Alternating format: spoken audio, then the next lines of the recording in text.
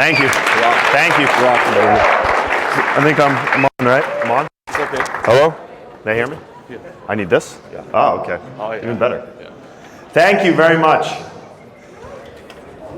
I'll let everyone get settled here. I mean, thank you to everybody at Perform Better, Felix, everyone, the whole staff from CFSC, Erica, everyone who's put this on this weekend. Take a minute if you see one of them running around in a blue shirt to say thank you, because we know how hard they worked to put this whole event on. It's really amazing. So thank you very much to them first. So in my presentation that I've been giving over the last year called Brain Trainer, what I want to ask all of you as fitness professionals, as strength and conditioning coaches, as personal trainers, to try to think of yourself as someone who works with not just with people's bodies and their physical attributes and with what they look like, but their overall health. And in the past, in my other presentation, Movement is Medicine, I had asked people to think of yourself as a healthcare practitioner first, and then as a performance coach, personal trainer, physique coach second. Because no matter who you're working with, they all define themselves by their brain and their cognitive traits. And I want to try to shine some light on some of the evidence and ways that we can help our clients with their long-term cognitive health as well as their physical health. So, the question I have here is, in the current fitness world, are we taking a pea-brained approach to fitness? And when you look at the data, our brain takes up 2% of our body's weight, but accounts for about 20% of our body's energies and calories. And when you look at the research currently with cognitive diseases, they're the fastest growing diseases in the world. So some of the notorious killers, things like heart disease, cancer, HIV, stroke, all of these common diseases, these common killers, we're actually putting a dent in reducing the instances of death caused by these diseases. But if you look at the chart, Alzheimer's and Alzheimer's-related diseases like dementia are actually growing faster than ever and actually increased 89% over the past decade. And researchers now actually estimate that by 2020, the overall number of people with Alzheimer's will actually double to over 300 million. Similarly, on the note of cognitive diseases that we can't ignore, depression is the number one worldwide cause of disability, affecting over 300 million people. And just to put that in perspective, the US population is somewhere around 325 million people, just so you can kind of understand how large that number is. And of that, about 100 million people won't even respond to treatment. And that number is a little skewed when you realize that 80% of people won't even seek a diagnosis because of the stigma around cognitive diseases like depression and anxiety.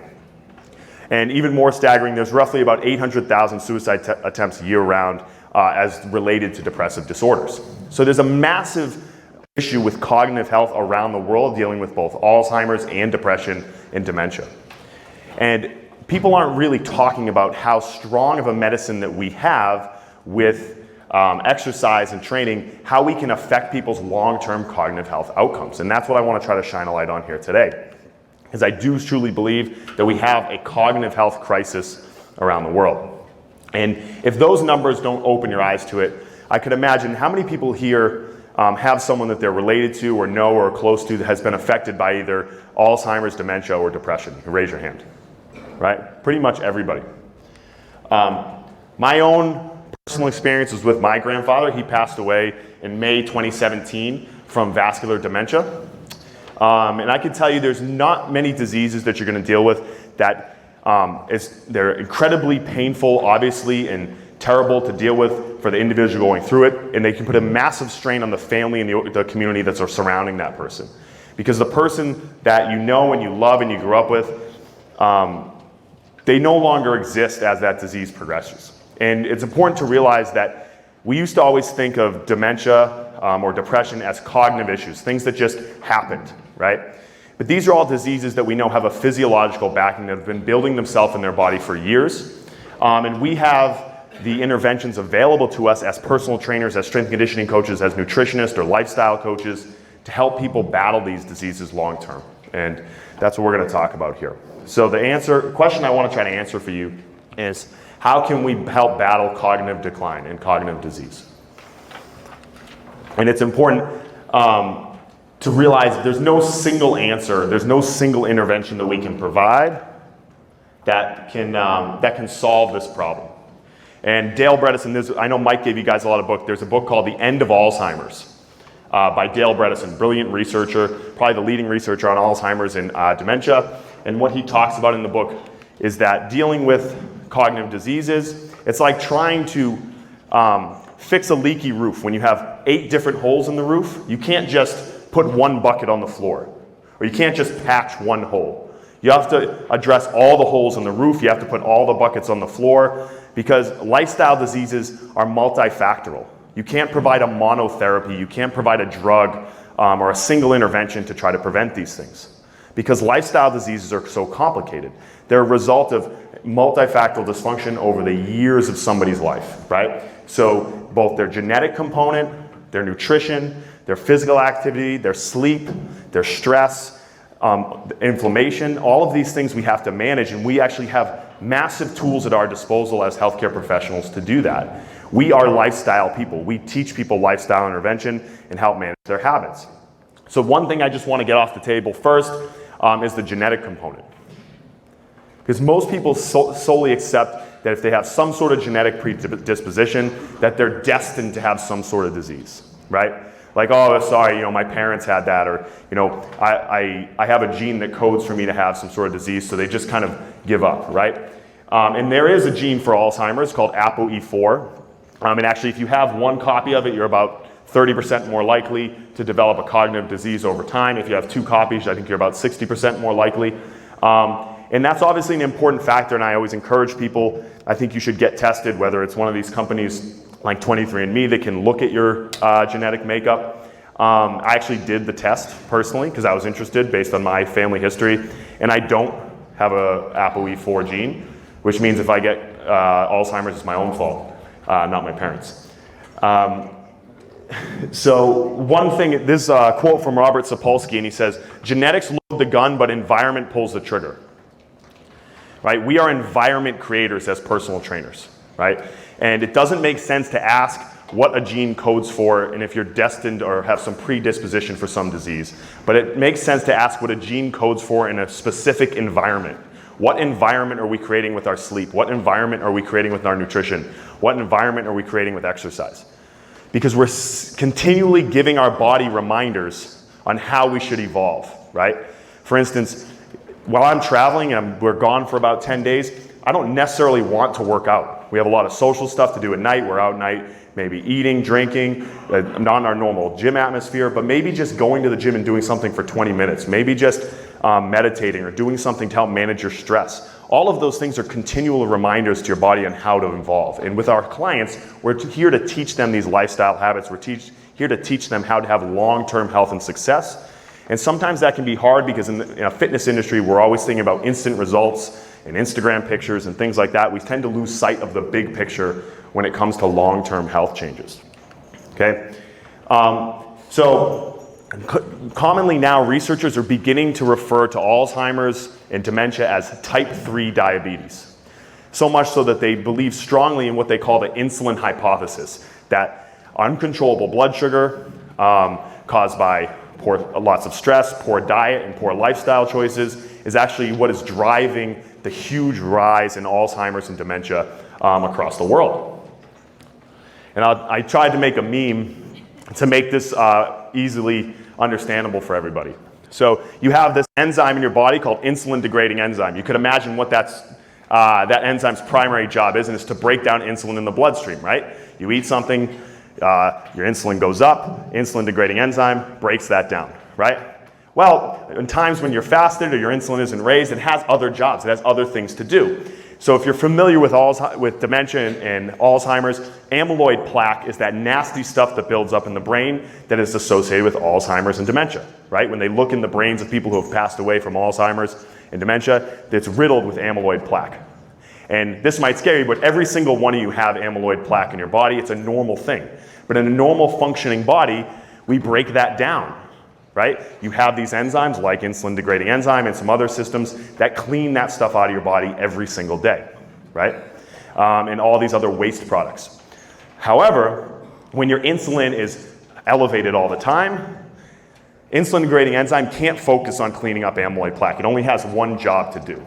And in a world that's continually overfed and under-exercised, amyloid plaque and other waste-damaging products like tau proteins build up in your brain, build up in your system, and over time break down all the cognitive structures in your brain. And this is if you look up the insulin hypothesis in type 3 diabetes, researchers now are fairly convinced that blood sugar is directly linked to Alzheimer's and dementia and the development of the disease. Similarly, they find a direct correlation between diabetes and depression. So again, most of these cognitive diseases that we would just accept as something that was a psychological phenomenon are directly related to our physiological development over time. So they said diabetes and depression occur together twice as frequently together as they do apart. Again, diabetes and depression occur twice as frequently together as they do separately, okay? Because they find when people's blood sugar is elevated, it causes an inflammatory response that drives depression as a disease. Again, they're beginning to re-term depression rather than just being a cognitive disease as a cognitive inflammatory disorder.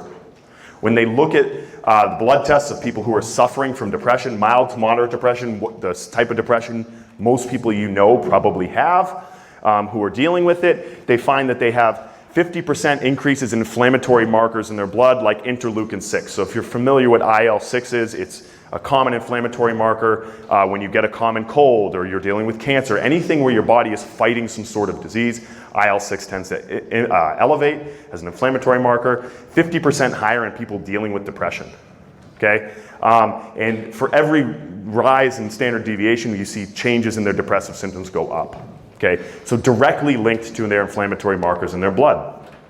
This is a fascinating study. Again, I'll try to make this simple. They actually were able to cause depression in people by giving them inflammation externally. So what they did, they took one group, they gave them nothing, placebo, and then they tracked their depressive symptoms. No result, as predictable. They took one group, they gave them inflammatory cytokines, right? And then they took one group and they gave them an endotoxin, so two different inflammatory causing substances, right? And then what they found is when they gave these people these external inflammatory substances, they actually had increases in depression. So when they gave them a questionnaire, they reported more anhedonia, which is when you don't want to do anything, you just want to stay in your house, depression, anxiety, from giving them an inflammatory substance, right? So they've proven that your blood makeup, your internal physiological systems, when those are inflamed, you have a cognitive response that drives depression. Again, as strength and conditioning coaches and personal trainers, we have the tools to help people change what's going on internally so we can change what's going on cognitively. Okay? And when they ask the question, why does this happen? Okay, when you have inflammatory markers in the blood, when you have things like IL-6 or inflammatory cytokines, they block the synapse for serotonin and dopamine. So serotonin is the hormone when you're happy, when you're enjoyed, you're here at the Perform Better Summit, you're excited to see Mike Boyle or Sue or myself or Brendan, somebody speak, Mike Mullen, then you're excited to be here. You get a big serotonin release. When you have an inflammatory reaction, it blocks the synapse so people can't process those hormones across the synaptic gap. So what we find is when you reduce overall inflammation, their internal physiological mechanisms tend to work better. Okay? So I want to start to talk about practically how we can deal with these things. What do we have at our disposal to help people reduce inflammation, reduce their insulin improve their insulin sensitivity rather, and live a happier, longer, healthier life. Okay?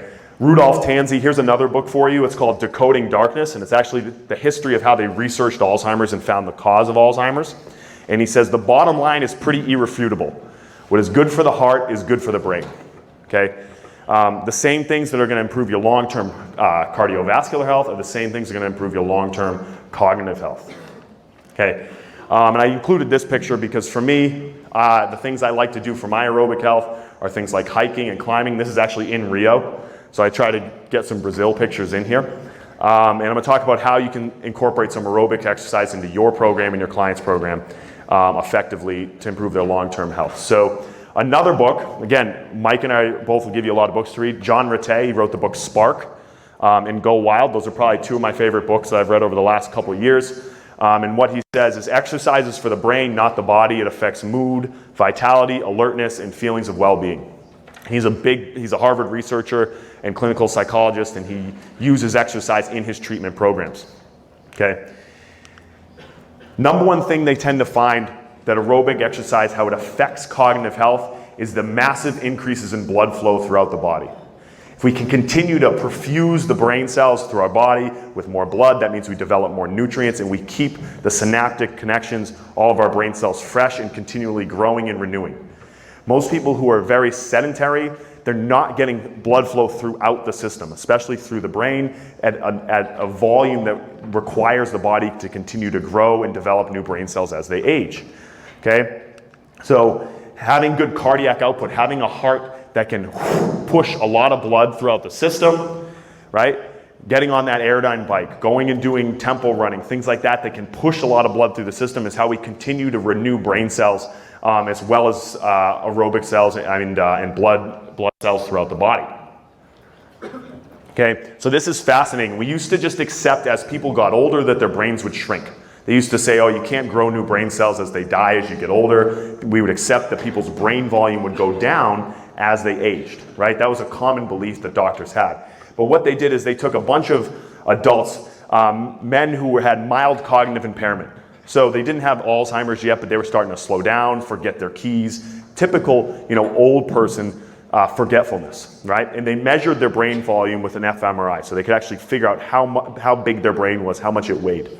They put them on a 12-week exercise program, right? And what they found was the aerobic exercise program increased the volume in the prefrontal and temporal cortex, the two regions that are often related and show substantial related to Alzheimer's and show substantial age-related deterioration. So they actually grew brain mass back in these 60-year-old men who were actually slowing down and had signs of mild cognitive impairment with a 12-week exercise program. And as I continue to reference these research studies done in a lab, realize these are all done by researchers, okay? You guys are fitness professionals. You actually train people every single day.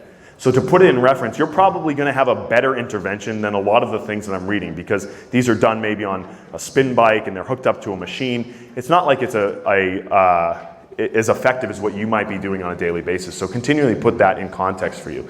So realize they actually grew brain mass. And the two areas that were most affected, the temporal lobe and the prefrontal cortex, just so you have an idea of what these areas do. Temporal lobe is associated with effective long-term memory function, and losses in these areas are associated with Alzheimer's disease directly. The prefrontal cortex is associated with critical cognitive processes and general intelligence. Okay, so these are the two areas that we tend to see are most affected by things like dementia as people age. Okay, and we're actually able to add brain mass in these regions by providing them aerobic exercise. So how can we do this practically? Because I don't want to just read research to you. I don't think it's going to be beneficial for you to take that away on Monday, but what do we actually do at Mike Boyle Strength and Conditioning every day with our clients that I think benefits these people long term? If you're not using a heart rate monitor currently with your clients, I would highly suggest you to invest in heart rate monitoring for conditioning. I think overall, one, from a safety perspective, you're training older individuals, general population, you like to have an eye on their heart rate, but it also allows you to be much more effective in what you do as when it comes to prescribing intervals and aerobic work, okay? Because if you don't know, you're just kind of guessing, okay? We use these MyZone systems, okay? And what we do is what's called a max aerobic speed test. So what we'll do, we'll put them on an Airdyne bike. You could use whatever you have, an assault bike, a spin bike. We like the bike because it's low impact and it allows us to get higher intensity interval work without the pounding on the joints that you might get from running, right? And the way it's prescribed is a modified Cooper's test or a max aerobic speed test. It's supposed to be a 7-minute time trial. You could really do 5 minutes, right? What you're asking for is a max effort over an aerobic period of time. So it has to be long enough to demand an aerobic effort. So 5 minutes, 7 minutes, as opposed to 1 minute, okay? So we'll have them do about 2 miles on the assault bike. That's going to take 5 minutes or so, 2.5 miles, 6 minutes, something like that. And what we're going to record is their average RPMs over the course of that period. And that's going to be their max aerobic speed, right? Because if they're going as hard as they can for 5 to 7 minutes, we could assume it's aerobic. And then we have their speed correlated on the bike. That's going to give us their max aerobic speed. And that's important because then we can use that to predict and assign interval intensities later on. Okay. We also want to look at their average heart rate over the course of that period. That's roughly going to correlate to their ventilatory threshold or anaerobic threshold, right? Because again, if they're working as hard as they can aerobically over that period, they're going to be right along that threshold. And then we also want to see how quickly do they recover in the minute following the test. Okay, and I used to say I'd like to see someone recover, see their heart rate drop in that minute following the test by at least 30 beats. I would say at least 40 beats now. In my experience doing a lot of these, the people who are fit and the people who can recover in between bouts of intervals are the ones who can drop at least 40 beats in between each effort. Okay, and I'd also like to see their resting heart rate when they wake up in the morning below 60. So now we have their resting heart rate, we have their heart rate recovery, we have their average heart rate over the course of the test, and we have their max aerobic speed. So now we can have an idea of how fit this person is, right? If someone wakes up with a resting heart rate of 70 or 80 beats a minute every single day, one, we know they're probably not very aerobically fit, and they probably have a stress management issue, right? So those are people that you want to have, prescribe them to go for a walk multiple days a week. So they can do some long endurance, low intensity aerobic exercise that's not going to put a lot of pounding on their joints, and maybe think about things like meditation and stress management to drop their heart rate down. Whereas if you have someone who has a heart rate below 60 when they wake up and they test fairly well on this, then that's a client, someone you train who's going to take on interval training really, really well, right? Because they can recover between bouts of higher intensity work.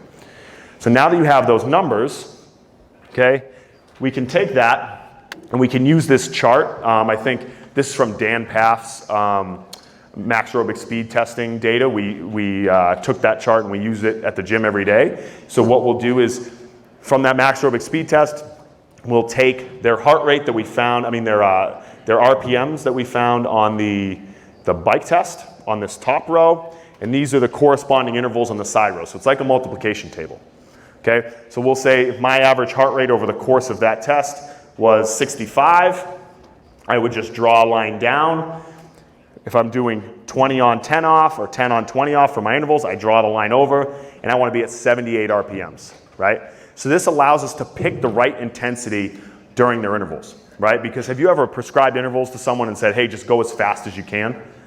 And then after about 2 efforts, they can't keep that same intensity over the course of the entire prescription, right? So what we want to do is make sure we're prescribing the right intensity for them so they're getting what we want from their aerobic training, right? So we're going to do interval work to develop aerobic health because it's one, shorter. We don't want them to be on the bike for an hour. They're typically only going to see us 2 or 3 days a week. If we can have them do some conditioning at the end of their workout in 4 minutes, 8 minutes by doing a few Tabata style intervals, 10 on, 20 off, 20 on, 10 off, then they can get that done quickly and still get the aerobic power benefits from doing interval work. Does that make sense? Right? So we'll typically prescribe, maybe week 1 round of 10 on, 20 off for 8 reps, then 2 rounds, 10 on, 20 off for 8 reps, and then maybe switch it to 20 on, 10 off and continue to pyramid the volume up that way, okay? And that allows us to get aerobic training within that 1 hour or hour and 15 minute training session that we have with either our athletes or our adults without having them do long, slow aerobic training to get that result. Okay? Using things like the assault bike, I think is a really, really good tool. But you could typically do interval work. You could do it running. You could do it on any of these other modes listed here, but I think the best tool at your disposal would be invest in something like an Airdyne or assault bike, and we use that really frequently. Okay. One thing I've really started to change my tune about in the last year was talking about my clients about things they can do outside of the gym. Okay. I used to think like, hey, if you just went to the gym twice a week and trained 2-3 times a week, that would be all you would need for long-term health. And the research actually doesn't really support that. They find that people who exercise intensely 2 or 3 times a week. They might have more muscle mass and things like that, but they actually don't have reductions in a lot of these chronic diseases like heart disease or Alzheimer's and things like that. What they find is that people who participate in more non-planned exercise activity that's recreational, like walking or participating in a sport, actually have lower instances of these diseases as they get older and have lower overall BMI compared to people who just exercise twice a week. Because they find that people who go to the gym tend to reduce their overall activity when they're not training. So one thing I always talk to my clients about is walking. How often can they get out on the days they're not seeing me and get a 20-minute walk or a 30-minute walk? Because the research tends to support that'll reduce their overall blood pressure, BMI, and reduce their instances of a lot of these cognitive diseases. Okay, really fascinating. With 1 hour of walking a week, these people were walking about 60% of their max heart rate, so not that intensely. If you just have a steady pace, that's probably going to get you there. And they saw huge drops in blood pressure, but improved cognitive efficiency. So they took these people, and before they went walking, they had them do a cognitive test on the computer. Then they sent them out for a 1 hour walk at 60% heart rate, had them come back, and the same test, again, much more efficient, much higher scores just from an hour of walking. So again, this morning, I woke up, I didn't necessarily want to work out, but I said, my brain was a little foggy, probably from us sitting in the lobby bar last night. But I went in there and I just did something for 20 minutes. I just got on the spin bike, did some intervals, did some push-ups, and moved around. My brain was much clearer after that. So we have this exercise at our disposal is a huge cognitive tool, almost like a supplement to clear things up. And getting our clients as they age, if you're working with people who are 50, 60, 70 years old, which is the population that we're seeing in the gym more and more, we want to continue to think about how we can affect them not just physically, but cognitively. Okay? So there's a lot of research with cardiovascular training and aerobic training and how it affects cognitive health, and I think more people are a little bit clear on that, but there's more and more research coming out now about how resistance training can affect our long-term cognitive health as well. And I think we've undersold the value of resistance training for this, and when I look at some of the research now, I think it'll help. So they took 155 women who were about middle-aged or older. I think they were all above 45 years old, and they made 2 groups, one that did resistance training 2 times a week, and one that did Pilates and toning exercises 2 times a week. And what they looked at was their ability before and after this study to perform executive functions, memory, and recall. Okay? Then they also looked at their white matter, right? Their brain cells, the development of their brain cells over time using functional MRI.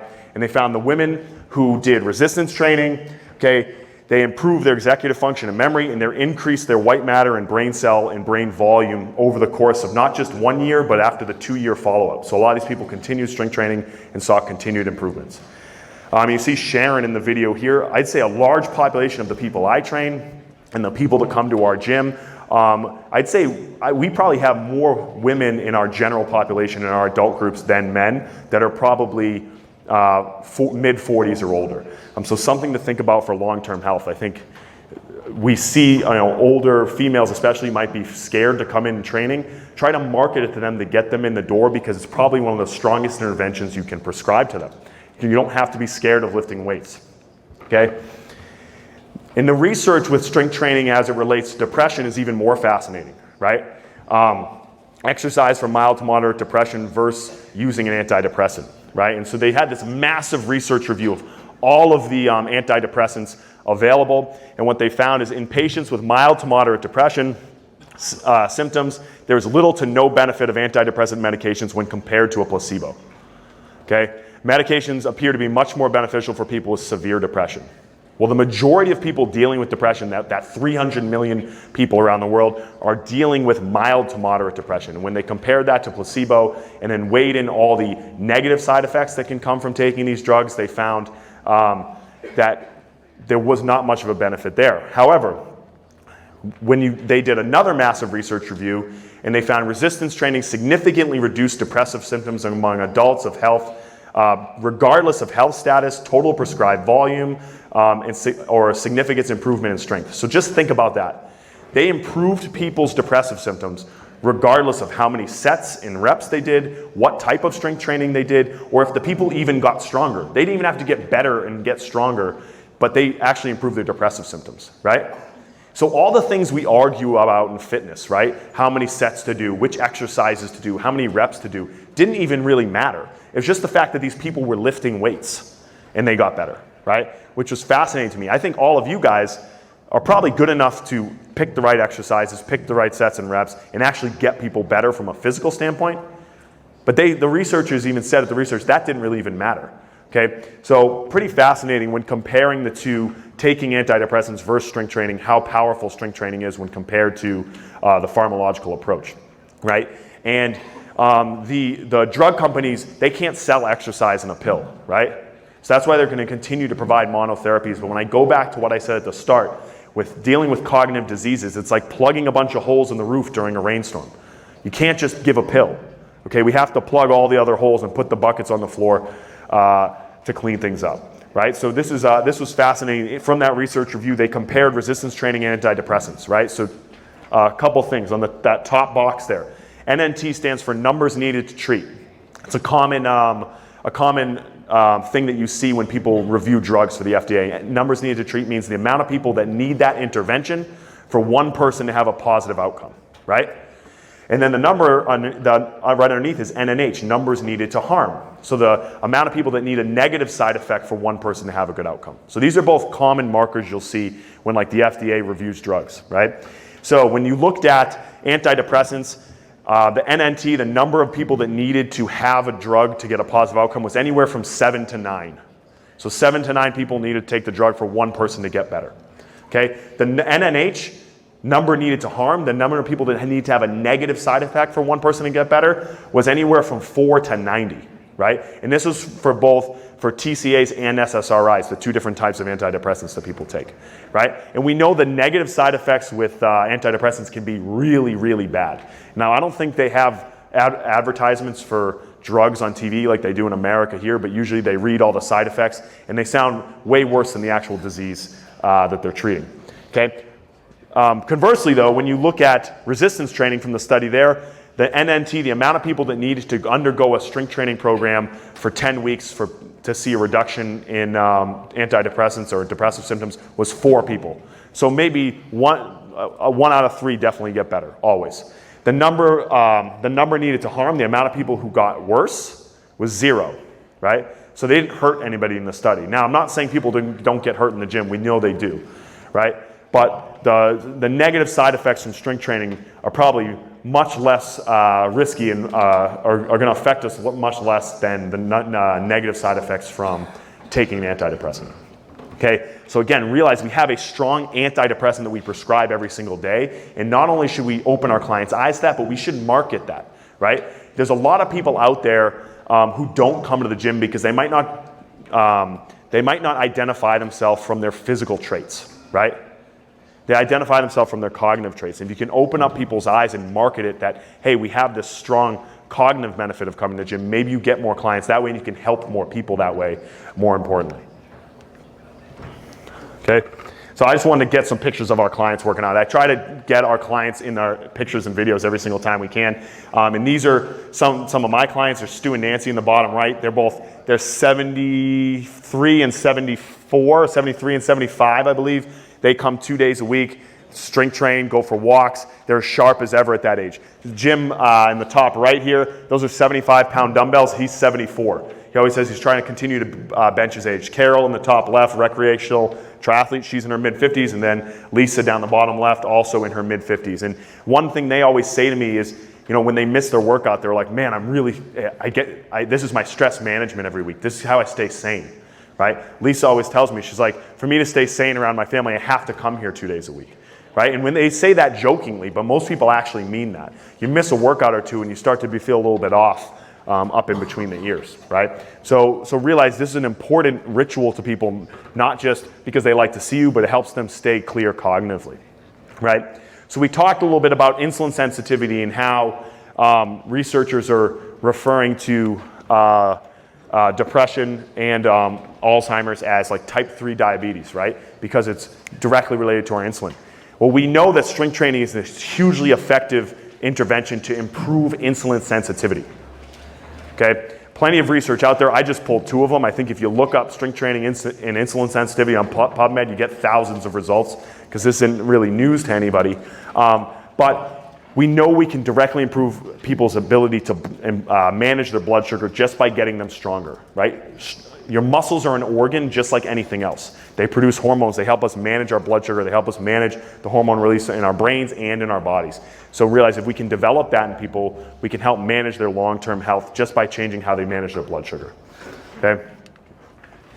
Strength training is also a huge anti-inflammatory, which might not make sense to you right now because if you trained your legs yesterday, you're probably feeling a little achy, right? But fascinating, they took a bunch of elderly men. So they said men that were in their 60s that were frail, so people who did not participate in strength training. They were an untrained population. And they looked at inflammatory markers, right? Again, IL-6, common inflammatory. TLR4 is another common inflammatory. And they had these guys do 12 weeks, 2 days a week of strength training. And again, the program wasn't what any of us would do. It was a lot of leg press, leg extension, chest press machine, chest fly machine, things like that. Now, with that, they saw a huge decrease in these inflammatory markers. 37% decrease in TLR4, 50% decrease in interleukin-6 from 2 days a week in a strength training program that probably isn't as good as anything that you would ever prescribe. Okay? But you might ask yourself, how is strength training an anti-inflammatory? Why am I sore? Don't we cause inflammation when we work out? But it's important to differentiate the idea between acute inflammation and chronic inflammation. So what they said is when people would work out, right?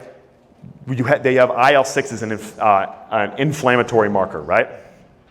What happens is when we train, we have a release of something called IL-10, right? Which is a chronic increase in IL-10 over time, which helps us manage acute inflammation with things like IL-6, TNF, all these other inflammatory markers, right? So the more we exercise, the better we are at dealing with chronic inflammation over time, because it's chronic inflammation that causes these diseases and causes dysfunction as we age, okay? So what we want to do is build a habit, make our body better at dealing with stresses, make ourselves more resilient by continually dosing them with exercise. So just trying to catch the slides up here.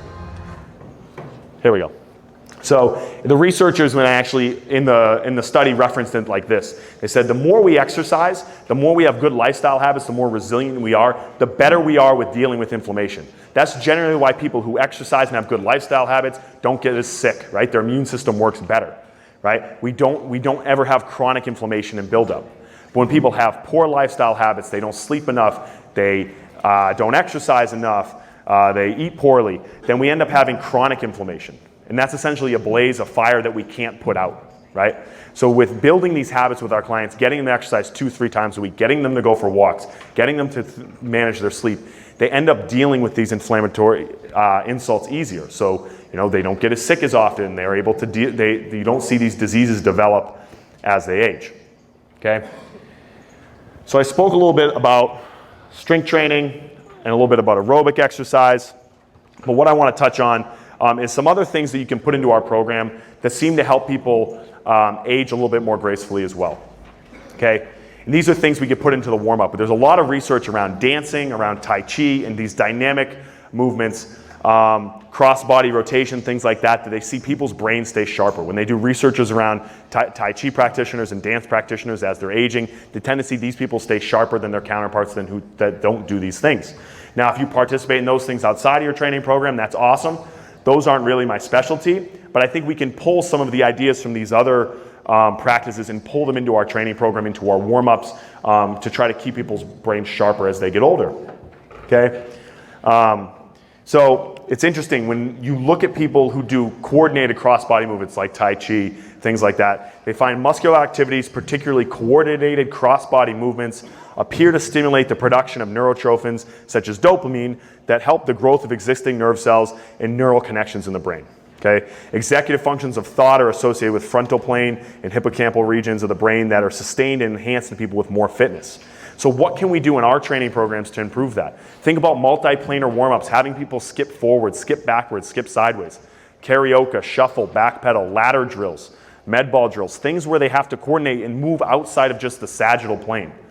So many of our clients live just a sagittal life where everything is in a box and they go forwards and backwards, right? They squat, they get up out of their chair, they never go sideways, they never go backwards, they never rotate, right? And if you don't do that, if you don't use it, you lose it. It's a true statement, right? Because we start to lose the brain cells that help us do that. And when you see people as they get older, right, they shuffle and they just go straight, they go up, they go down.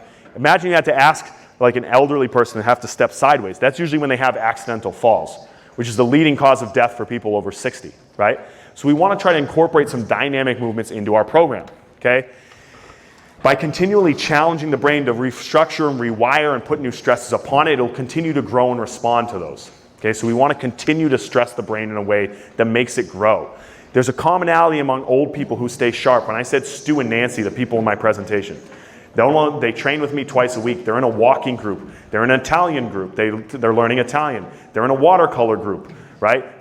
Nancy is in a swimming group. They continually stay active to keep their brain sharp. So I think if we're going to position ourselves as healthcare practitioners, we have to also encourage our clients to do things away from us. Find a group activity that you can participate in. Find a walking group. Find a community that can help support you as you get older. And I think we are in a position to start to help our clients do that. Right? Because if you have chronic personal training clients, people who see you all the time, right? They tend to treat you like you're their doctor anyways. And they're like, hey, I have this thing going on. What do you think? I don't know, probably not professionally trained to deal with that, but I can probably refer you to somebody, right? So we want to try to think about giving them 360-degree healthcare, not just providing them squats and push-ups, right? So some things that you can do in your warm-up that might stimulate the brain. Things like lateral squats, things like shuffling, karaoke, where you have to move outside of just the sagittal plane. Things like crawling, where you have to coordinate right side, left side, cross-body movements, okay? That's really slow. I thought I'd get by the screen quicker. Things where you have to rotate and coordinate your right side and your left side, okay? Think about working things into your warm-up that are gonna try to stimulate your client's brain, okay? Things like side toss, where you have to cross your legs over, you have to cross your right side and left side. Things like reaching and balance drills, okay?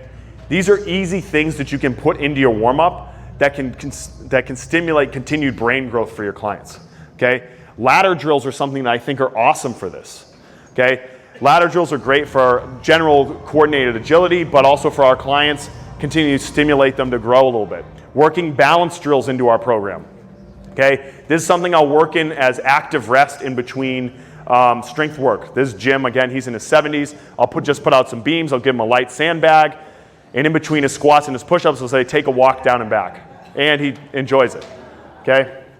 And I'll continually change whatever path they have to go down. Again, as you get over 50 and 60, accidental falls are a major problem, and it's typically because we stop losing the brain cells that help us move with some agility and coordination and balance, okay? And this only takes a minute in between sets of squats. It's a good active rest tool to do. Probably not a bad idea.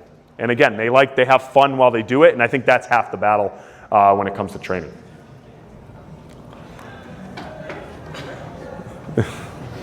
He's nuts. Right? So think about working some of these things into your programs, okay? I do think exercise is what you call a poly pill, right? I think basic strength training done really well and consistently for your entire life compared with dynamic movements like this, things like ladder drills, skipping, shuffling, can do wonders for keeping someone's brain sharp as they age, okay? And one thing that I think the researchers don't touch on when they look at why strength training helps people deal with stress and deal with depression and improve their cognitive health is the community and group training aspect, right? Most of the time in these studies, all of this research was done while people were training in a group with 8, 10, 12 people. And when we train a lot of people in MBSC, we have people in a group setting. And when you look at the research with depression, one of the number one things outside of exercise is lack of community that they cite for people who are dealing with depression. Right? If you've another good book for you to read by Tribe by Sebastian Junger. He researches and he talks about people coming back from war dealing with PTSD and depression and how people who can find a tribe or a community to be a part of deal with depression better. And I think part of the reason we see people live longer, happier, healthier lives is when people train in a group setting, it creates a community. I know the people that come to our gym and train in a group, they see themselves as a tribe, they see themselves as a community, and they have support from the people around them. So I highly encourage people to participate in things like group training as opposed necessarily to one-on-one if they don't have to, because I think it creates accountability and it creates a community to support the people who are participating in it.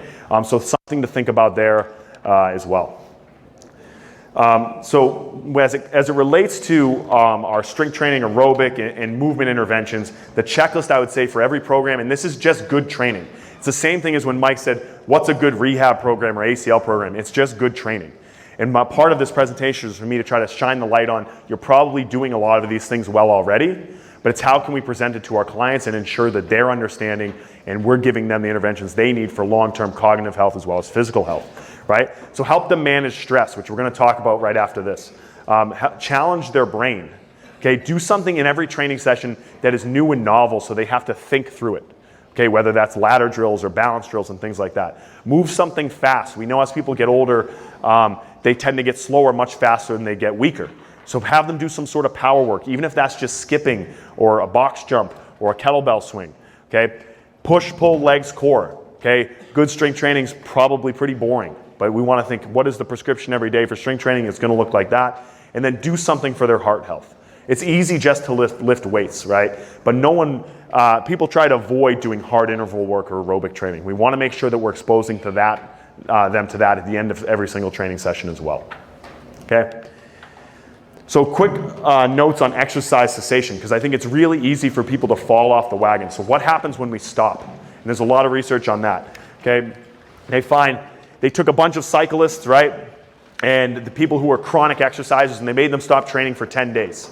They just did nothing at all. And they said significant reductions in cerebral blood flow in the regions of the temporal lobe and the cerebellum. So two areas that are significantly related with Alzheimer's disease. The most significant, though, was in the hippocampus, which is the area that shrinks both with stress and with Alzheimer's, right?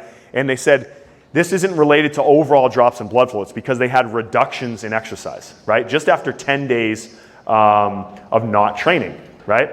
Now, I'm showing this research for a reason, because it's not that hard to maintain strength and maintain aerobic health. Mike touched on earlier the idea of minimum effective dose, right? It doesn't take much to maintain strength and maintain aerobic health. And I know you guys probably have busy schedules. Some of you probably traveled here. It's hard to, get it done, right? You're like, I just got to take a week off from training because I'm traveling. Okay? And this was really fascinating about showing how little it takes to maintain strength. They took two groups of men, right? And they had them train for 12 weeks, and they did the same exact strength training program. Okay? So one group got about 52.5% better. The other group got 45.2% better. They both got stronger, right? Then they took one group, and they only had them train 1 day a week doing 3 sets of 10 at 80%. Then they had another group do nothing for 6 months. So the group that did nothing got 10% worse. They still didn't even get as bad as baseline when they started. But then the one group that only worked out 1 day a week doing 3 sets of 10 at 80% still got 2% better. So strength maintenance, okay, doesn't take a lot of effort. And the reason I shine the light on this research is it's really easy for people to make excuses. It's really easy to say, I don't have time to work out. Okay? But if you're thinking about long-term health, it doesn't take a lot of input. Okay? You don't need a lot of volume. You don't need a lot of frequency. You don't have to necessarily be in there 7 days a week. But we need to continually remind the system that we're growing and evolving and not detraining. Okay? So maybe that means you get one workout while you're here. That might carry you over and maintain your health until you can get back to a normal schedule. Same thing with aerobic training. Of all the research around aerobic development, it only takes 4 to 6 maximal 30-second sprints to maintain aerobic capacity. Okay, again, when I showed what we do on the Airdyne bike or the assault bike, okay, we're doing 8 20-10s or 8 10-20s. That's like 4 minutes worth of work, right? It only takes 4 to 6 30-second sprints to maintain aerobic capacity. So minimum effective dose. Now what I say is 1 day a week of 3 sets of 10 and 4 sprints ideal? No. But realize not everyone has ideal situations. So being able to just maintain health with small minimal inputs can make a big difference long term. Looking for perfection is the enemy of done. I said if I always was looking for a gym that was like Boyle Strength Conditioning when I was traveling, because I travel a lot with CFSC, I would never get anything done. There's always an excuse, but you can always do something to continually to remind your body how we want to evolve and how we want to evolve our genetic code as we age. And it comes down to making easy decisions. When you're in the airport, the research again tends to show people who make small decisions like taking the stairs instead of the escalator, taking the stairs instead of the elevator, walking somewhere instead of getting an Uber, or deciding to ride their bike. Long-term health outcomes come from non-recreational voluntary physical activity, not exercise, right? So exercise is like a supplement to the things that you should be doing every single day. And we're in a society where we're doing less and less. That's why we're seeing these chronic diseases grow more and more. Okay, and sometimes when you're tired, it's hard not to take the escalator, but the research tends to support that these things add up over time. Okay, now I'm not a doctor, but I am going to suggest, I tell people when I have clients who have questions about these things, I refer them to a doctor and I recommend that they look into getting things like blood testing, because I'm not the person to do that for them. Part of being a good health professional, part of being a good trainer is having a referral network. Hey, you need to see an orthopedic, I have someone you can go to. You need to see a doctor who can look at your blood test, I can send someone. You need to see a psychologist, I have someone I can send you to. Build a Rolodex of referrals. That's what really makes you a great health professional. But what I tend to tell people is if they don't know, if they're just guessing, they don't know what's going on underneath the skin and inside their body. It's just like when I said using a heart rate monitor for bike testing.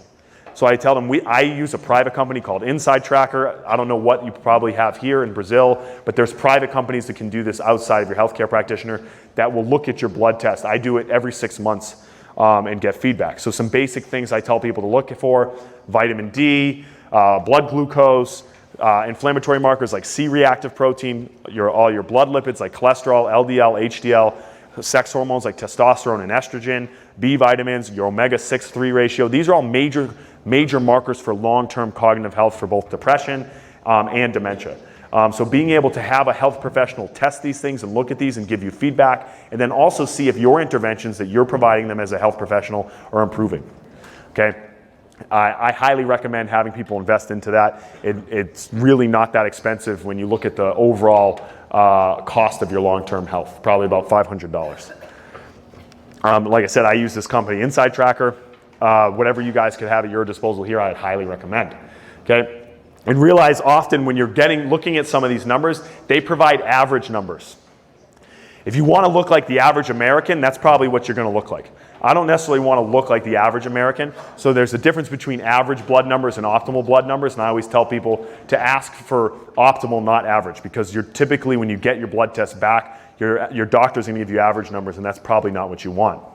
Okay, so I talked a lot about exercise, but I want to finish up by talking about the other 23 hours of the day. Because if our clients only see us realistically maybe 2 days a week for an hour, there's a lot of time for them to screw up the rest of the week. And we want to talk about what are the things that they can do when they're not with us. And again, I'm not a doctor, okay? But there's some basic low-hanging fruit for them that can improve their long-term health outcomes, okay? And the secret is there's no supplement, there's no hacking of your health that's going to resolve the issues if you're not doing all of these things. And so you don't have to be a doctor to talk to them about their sleep. You don't have to be a doctor to talk to them about basic nutrition. You don't have to be a nutritionist for that either. I think sleep, which is a really big topic right now, in the fitness and health industry, rightfully so. It's probably the next frontier of health, and you're going to see more and more people talking about it. At the end of the day, if you're not sleeping well, no other recovery method, no other health intervention is really going to be very effective. Okay? Sleep is the time, as it relates to cognitive disorders like dementia and Alzheimer's, that's when our brain cleans out everything that's in there. When they look at people's brains while they sleep, you actually see a big boost in blood flow through the brain while you're in REM sleep and deep sleep. And you see this picture with these people cleaning out the brain. That's actually what happens. That's when amyloid plaque and waste and all these things get cleaned out and our brain functions more optimally. But I got news for you. If you're not sleeping 7 to 9 hours and you're not getting enough REM sleep and deep sleep, you're not getting this cleaning process that happens when you sleep. And they find people who have chronic reductions of REM sleep and deep sleep as they age have much higher instances of both depression and Alzheimer's, especially Alzheimer's as they age. Okay, so making sleep a priority, and that's really hard in a world now where everything is going faster and there's more demand on us from work and stress in life that make it tough. So I'm just going to give you some small hacks that I recommend to all my clients. Number one, black out your room. Dan John calls these shark habits, things you can do in one bite, right? So if you go into your bedroom, you shut off the lights, wherever you see light, whether it's coming through the blinds, whether it's coming from your alarm clock, your TV, the little light on the cable box, black them out. As little as like one little light can significantly reduce REM sleep. And it's really easy to get blackout shades. It's really easy to get an analog alarm clock and not a digital alarm clock to black out your room, right? And so I always tell clients, like, if you want me to come over and help you with this, I will help you go through this, because it's one habit that gets done and then it's taken care of for the rest of your life, okay? Because I think you'd be pretty horrified if you saw some of your clients' sleep habits. The lights are on, the TV's on, the window's open. We know the number one thing you can do to improve your sleep is get it as dark as possible. Things like blue blockers, or getting an app on your phone or your computer so that you're not having blue light coming at you at all hours of the night. Okay? Our body has an internal clock that prepares you for sleep and wakes you up in the morning, right? Your circadian rhythm. Okay? And now in a world where we always have our phone and our computer, people are on their phone, their computer in front of the TV until right before they go to bed. When you have that bright light coming at you from your computer or your phone, it's telling your body it's daytime. All our body knows is the light signals coming in, and our clock works off the light signals that are coming from your phone or your computer.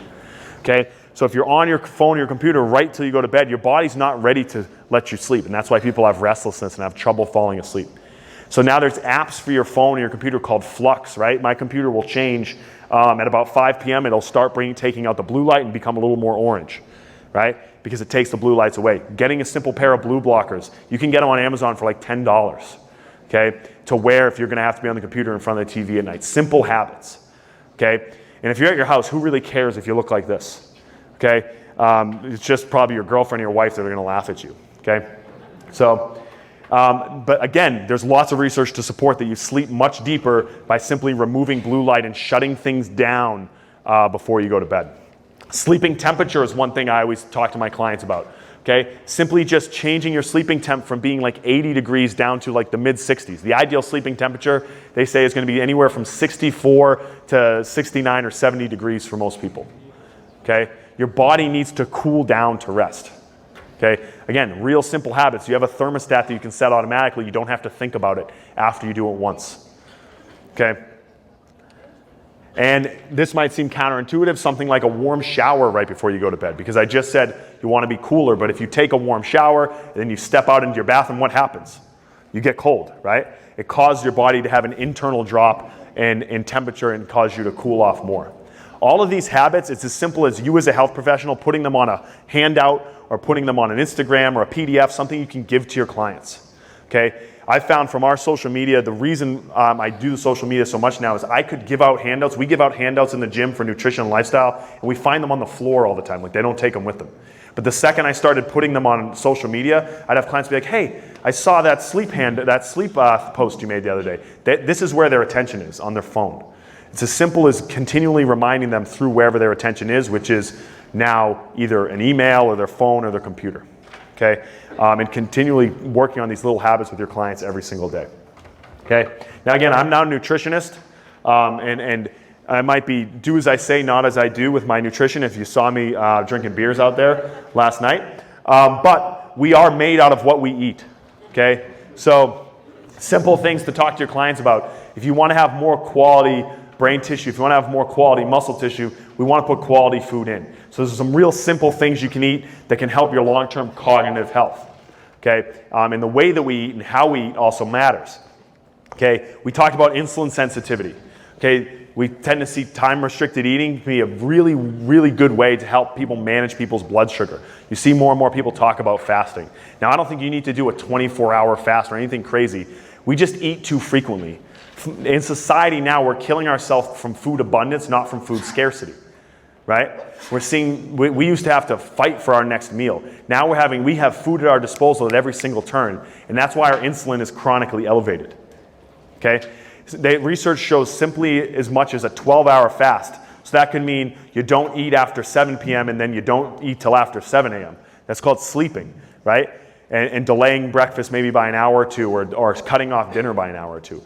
As little as a 12-hour fast can significantly reduce people's overall blood sugar, chronic fasting blood glucose. Okay, so talking to your clients just about spacing out meals. They don't need to eat every single hour, every 30 minutes, or continually graze and snack throughout the day.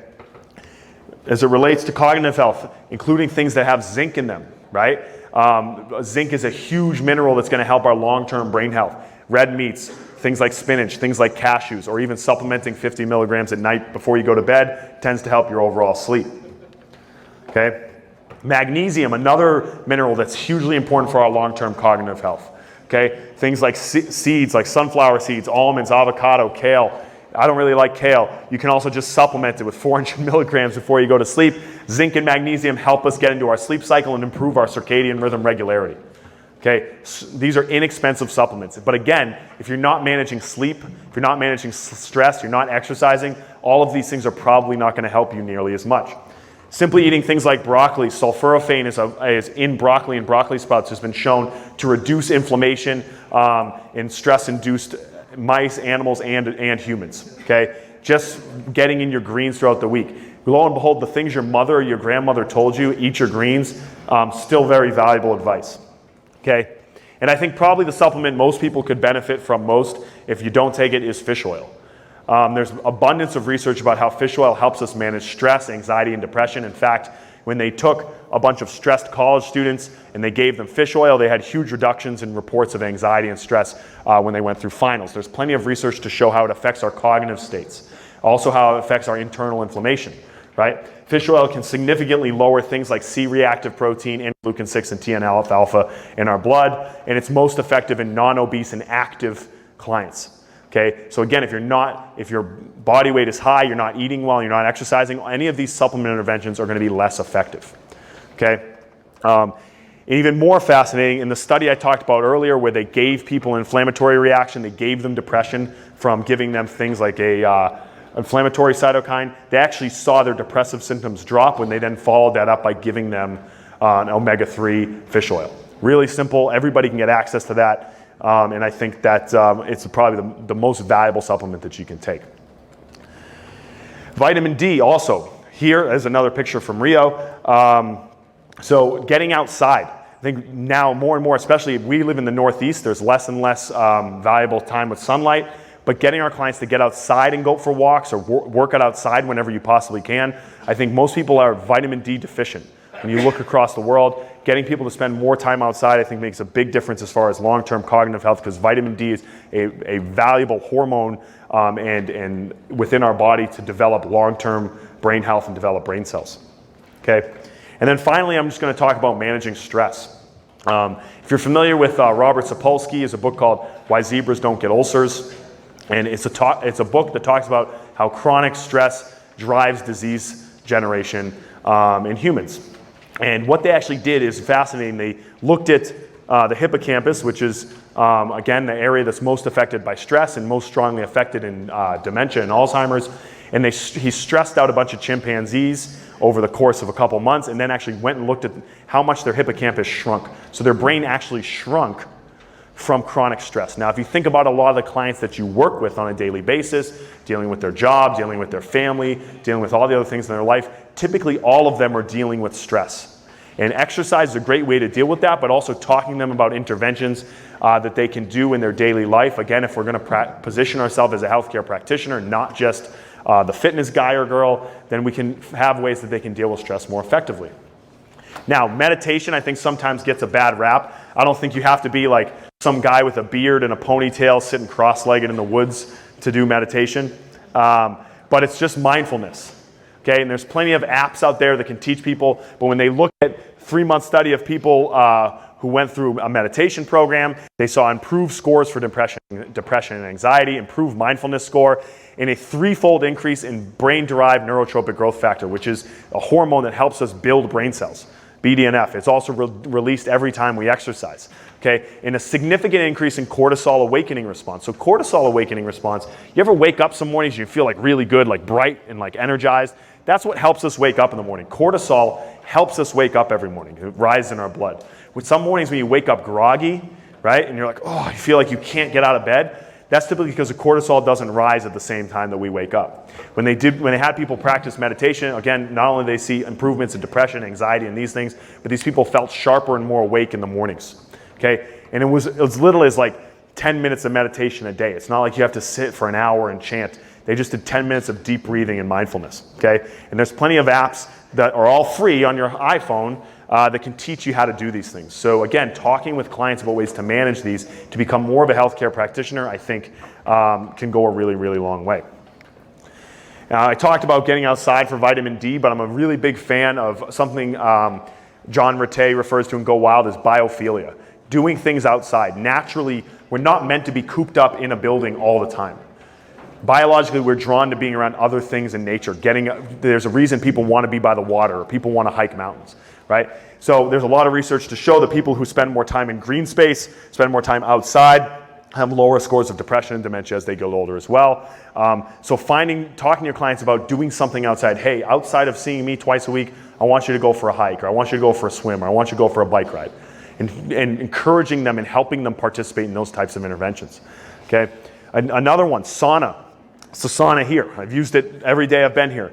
Okay. Huge inverse relationship between frequency of sauna bathing and risk of dementia and Alzheimer's, independent of known risk factors. So it didn't matter if they smoked, it didn't matter if they had other diseases. You see huge drops in dementia and Alzheimer's, and it's believed that the improved endothelial function and blood flow and reduction in inflammation that's seen when people do chronic sauna and steam baths, that actually reduce people's long-term risk for inflammation. And this is a study that came out of Finland, as that's a huge part of their culture in the Nordic culture to include sauna and steam bath in their daily routine.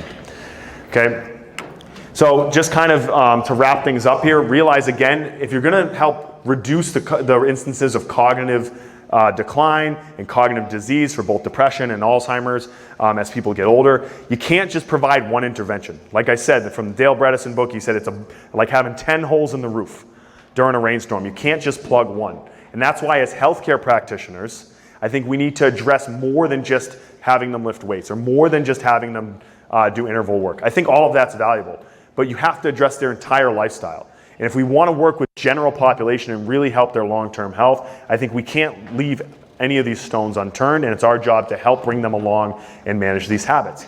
So talking about improving blood flow with more chronic exercise and daily activity, not just in the gym, helping them de-stress, helping them explore and try new things to keep their brain sharp, helping them manage their blood sugar with nutrition strategies and exercise, helping them sleep and provide variability in different exercises that help challenge their brain and continue to develop lean tissue. There's a lot of stuff I talked about here, so I just want to make 3 steps simple as possible, because you might think, you just gave me a lot of information and a lot of different things that you do. How can I put this into a program? Number 1, build a comprehensive intake and ask the right questions. I think most trainers don't spend enough time on intake, finding where the clients are at on day 1. Hey, what is your daily routine like? On 1 to 10, how would you grade your average stress?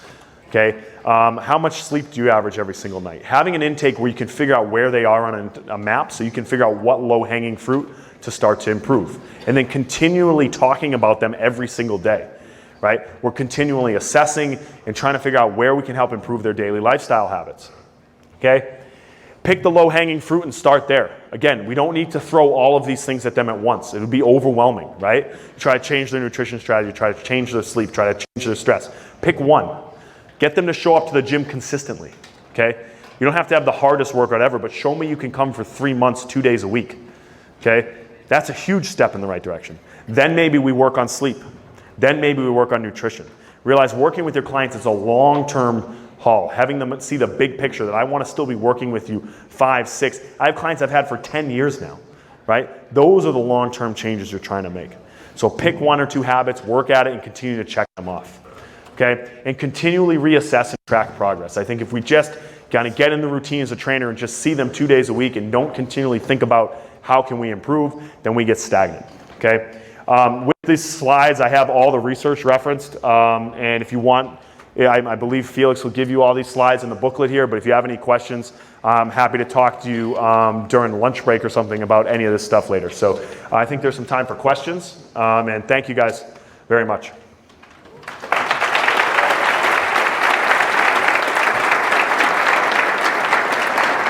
Question.